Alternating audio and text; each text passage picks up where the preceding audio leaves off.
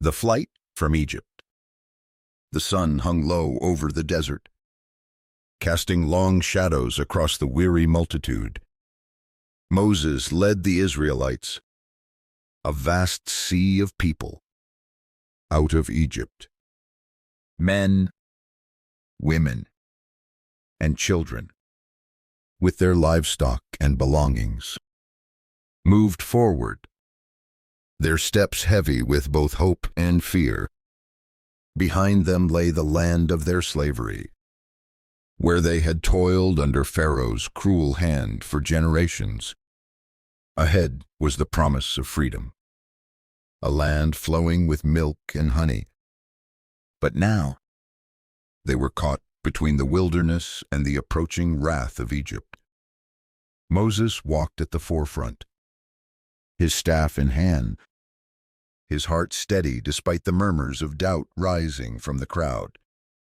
God had sent him to Pharaoh, armed with signs and wonders. The 10 plagues had broken Egypt's pride, and Pharaoh had finally relented, letting the Israelites go. But freedom came with a cost. Word reached Moses that Pharaoh had changed his mind. Chariots, horses, and soldiers were thundering across the desert, pursuing the fleeing people. The Israelites, sensing danger, hurried toward the Red Sea, their only path forward. Fear crept into their hearts, and their trust in Moses wavered. As they reached the shore, the vast waters of the Red Sea stretched before them, shimmering under the fading light. It was impassable, a wall of water blocking their escape. Behind them, the dust of Pharaoh's army rose like a storm cloud.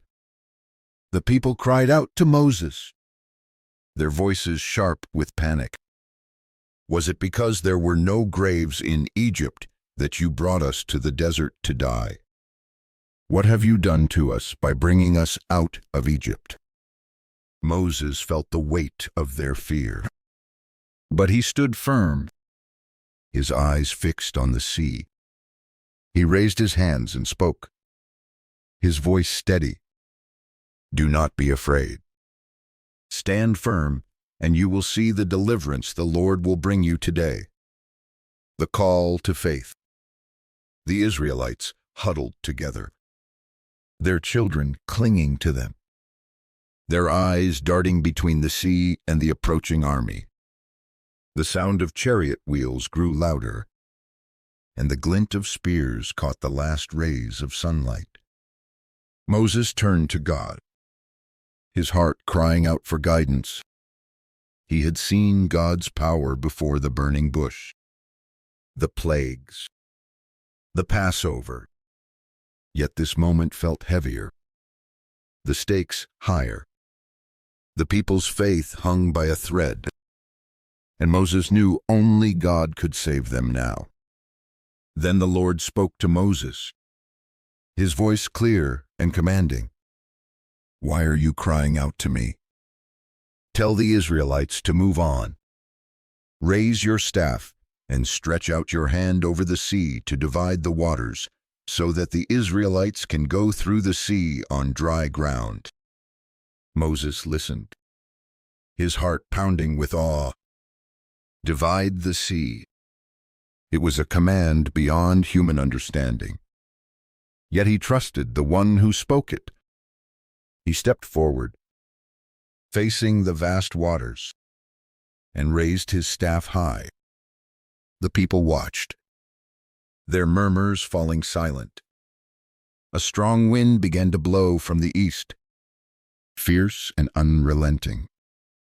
The sea churned, its waves rising and falling as if stirred by an unseen hand. Then, before their eyes, the waters parted. The sea split, forming 2 towering walls of water, with a path of dry ground stretching between them. The Israelites gasped, their fear giving way to wonder. Moses stood at the edge of the path, his staff still raised, and called to the people, "Move forward. The Lord has made a way." With hesitant steps, they began to walk, the walls of water gleaming on either side, the ground firm beneath their feet, the path through the sea. The Israelites moved through the sea, their steps quickening as faith replaced fear. Mothers held their children close, fathers guided their flocks, and the elderly leaned on their staffs, marveling at the miracle. The walls of water stood tall, held back by the power of God, their surfaces rippling like glass. The wind howled above, but the path remained steady, a testament to God's promise. Moses walked among them, his heart lifted by their courage. He glanced back and saw the distant torches of Pharaoh's army drawing closer. But he trusted God's words. "The Egyptians you see today, you will never see again." As the last of the Israelites stepped onto the path, Pharaoh's chariots reached the shore.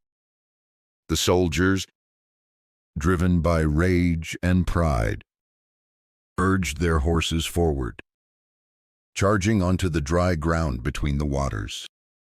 The Israelites heard the rumble of hooves and the clatter of armor, and fear flickered in their hearts again. But Moses pressed on, leading them toward the far shore.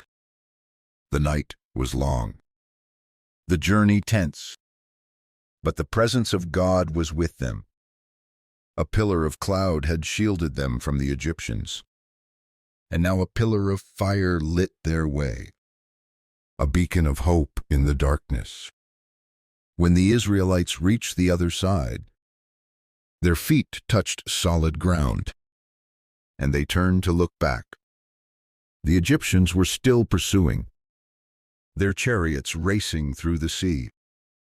Moses waited, his staff in hand, listening for God's command. The Lord spoke again. "Stretch out your hand over the sea so that the waters may flow back over the Egyptians and their chariots and horsemen." Moses obeyed. Stretching his hand over the sea, the walls of water trembled, then collapsed with a mighty roar, swallowing the army in a rush of waves. The Israelites stood in silence, watching as the sea returned to its place, leaving no trace of their pursuers. The song of deliverance. The shore was quiet now, save for the gentle lapping of waves. The Israelites stood together, their eyes wide with awe. They were free.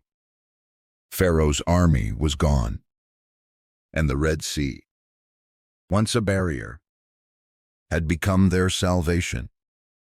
Moses looked at the people, their faces lit with gratitude and wonder.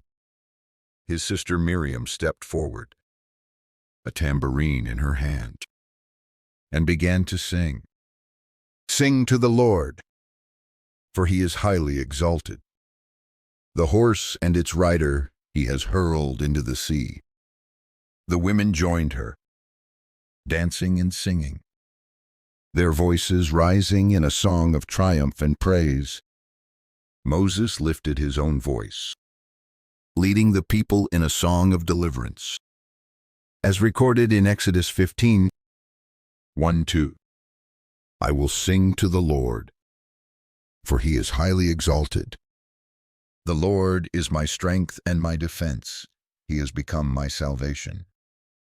The words echoed across the shore, a testimony to God's power and faithfulness. The people sang of the sea parting, of the enemy's defeat, of the God who had seen their suffering and acted. Their voices carried hope, a promise that this moment would be remembered for generations. As the song faded, Moses looked at the people he had led. They were no longer just a crowd of escaped slaves. They were a nation, bound by God's covenant, chosen to walk in his purpose. The Red Sea had tested their faith, but it had also shown them God's power. Moses knew the journey ahead would not be easy. Wilderness, hunger, and trials awaited. But this moment, this miracle, would be their foundation, a reminder that God was with them, always, a legacy of trust. The story of Moses and the Red Sea is a story of impossible odds and unshakable faith. It is a story of a God who makes a way where there is no way, who turns barriers into pathways, who delivers his people with a mighty hand. For the Israelites, the Red Sea was not just a body of water, it was a moment of transformation, a testament to God's presence and power. Moses, once a reluctant leader, stood as God's chosen servant, guiding a people through fear into freedom. Today, this story speaks to us all. Where are the Red Seas in your life, those obstacles that seem too big, too deep, too impossible? Like the Israelites, you may feel trapped, with no way forward. But the God who parted the waters for Moses is the same God who walks with you. He sees your struggles, hears your cries, and knows your fears. As Exodus 14:14 says, "The Lord will fight for you. You need only to be still." Reflect on this. Where is God calling you to trust him? What step of faith can you take, knowing he is with you? The Red Sea reminds us that God's deliverance is not just about escape, it is about purpose. He leads us through the waters to bring us closer to him, to shape us into people who trust, who worship, who follow. Let this story be your encouragement today. The God who parted the sea is still making ways, still fighting battles, still calling you to walk forward in faith.